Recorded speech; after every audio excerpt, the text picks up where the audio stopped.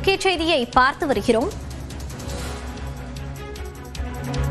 ஈரோடு மாவட்டம் பெருந்துறை அருகே விஜய் பங்கேற்கும் கூட்டம் முடிந்ததும் சொந்த செலவில் தூய்மை செய்ய நிபந்தனை விதிக்கப்பட்டிருக்கிறது. கூடுதல் விவரங்களோடு இணைகிறார் நமது செய்தியாளர் பாபு. பாபு, விவரங்கள். வணக்கம் லாவண்யா. அதாவது தமிழக வெற்றி கழகத்தின் தலைவர் விஜயின் மக்கள் சந்திப்பு பெருந்துறை அருகே உள்ள டோல்கேட்டில் வருகிற 18ஆம் தேதி நடைபெறுகிறது.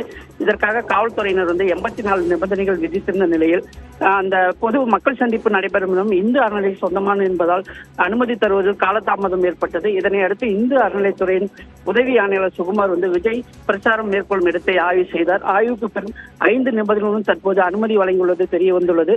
அதாவது கூட்டம் நடைபெறும் இடத்திற்கு 50,000 ரூபாய் வாடகையும் டெபாசிட்டாக 50,000 ரூபாயை செலுத்த வேண்டும் என்றும், ஒலிபெருக்கி வைத்து கூட்டம் நடத்த காவல்துறையிடம் உரிய அனுமதி பெற வேண்டும் என்றும், கூட்டத்திற்கு வருபவர்களுக்கு குடிநீர் உணவு பாதுகாப்பை வழங்க வேண்டும் என்றும், மேலும் கூட்டம் முடிந்த பின்பு பிரச்சாரம் நடைபெற்ற இடத்தை சொந்த செலவில் தூய்மைப்படுத்தி தர வேண்டும் என்றும், அதன் பிறகு அந்த இடத்திற்கு எந்த விதமான உரிமைகளும் கோரக்கூடாது என்பதை வலியுறுத்தி 5 நிபந்தனைகளுடன் தற்போது அந்த இடத்திற்கு இந்து அறநிலைத்துறையினர் அனுமதி அளித்தனர்.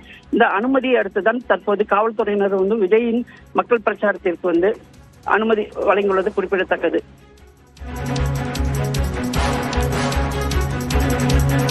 விவரங்களை பதிவு செய்தமைக்கு நன்றி பாபு.